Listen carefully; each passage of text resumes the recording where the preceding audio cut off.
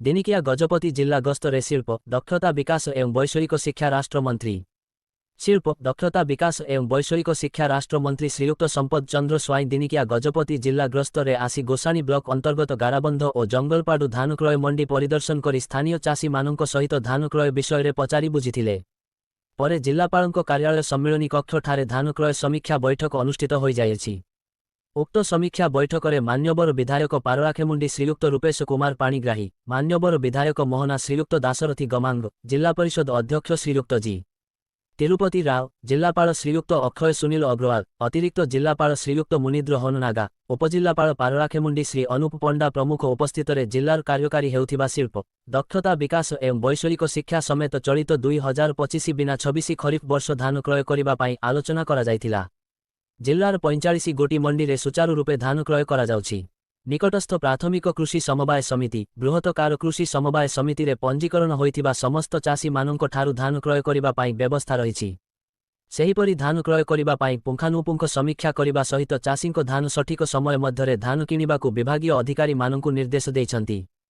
सेहिपरि धान क्रय समय रे विभागर समस्त कर्मचारी सचेतनता रही कार्य करिबाकू निर्देश दैछन्ति। जिल्ला रे शिल्प समृद्धि करिबा पाई सरकार 7 गोटी शिल्प को प्रतिष्ठा करिबा पाई मंजूर करिसन्ति। एही समस्त शिल्प समय सीमा मध्यरे सारिबा पाई विभागीय अधिकारी निर्देश दैछन्ति। शिल्प प्रतिष्ठा हेले जिल्लार बहु संख्यारे युवक युवती नियुक्ति पाई पारिबे बोली मान्यवर मंत्री कहिथिले।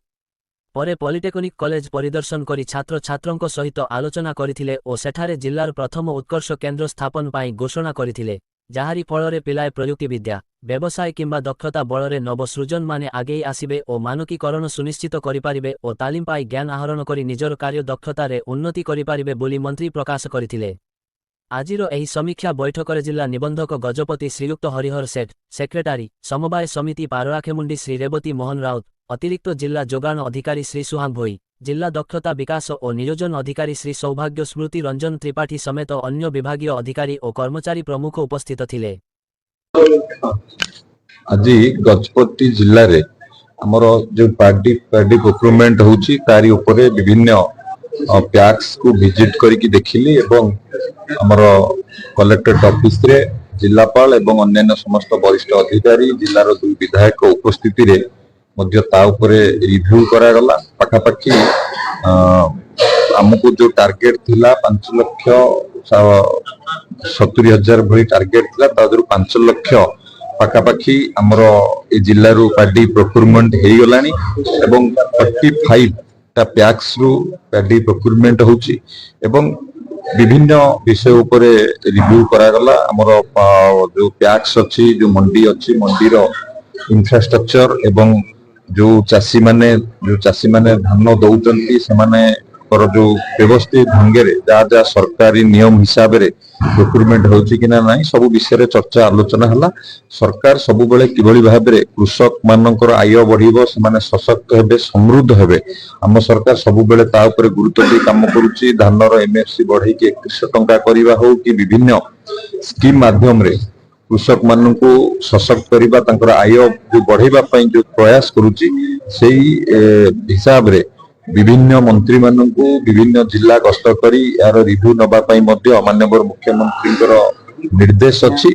तो निश्चित भाव रे हम सरकार कृषक मान को जो प्राधान्य दउचंती एवं कृषि एवं कृषक को प्राधान्य दउचंती कृषक मानकर आय बढ़िले कृषक माने समृद्ध हेले जो समृद्ध ओडिशा गठन लक्ष्य अछि से सेते बेले नै संभव हे परिबो एवं गजपति जिल्ला रे जो व्यवस्थित ढंगे रे हमर प्रोक्योरमेंट होबा कथा ता ऊपर विभिन्न चर्चा आलोचना हला एवं निश्चित भाव रे आहुरी भलो भाव रे बेटर भाव रे भी जिलापाल एवं अन्य वरिष्ठ अधिकारी विधायक माने उपस्थित थिले।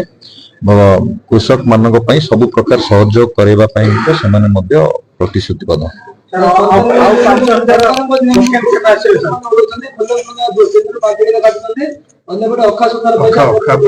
देखु आम विभिन्न मंडी भी गस्त कलु से भी चाषी माने भी तांकर जो भली भाव रे प्रोक्योरमेंट होची जिला प्रशासन तरफ प्रोक्योरमेंट होची से माने ठीक भाव रे किछि जगह रे भी मध्य अभियोग भी आसी ताकू आगामी दिन रे किभली भाव रे ता ऊपर तदारख करिकी हमर जिलापाल एवं जिलार वरिष्ठ अधिकारी माने देखिबे आगामी दिन रे কিଭଳି ଭାବରେ ଅସୁବିଧାର ସମ୍ମୁଖୀନ ନ ହେବେ ଚାଷୀ ସେଥିପାଇଁ ମଧ୍ୟ ବିଭିନ୍ନ ଆଲୋଚନା ହେଇଛି।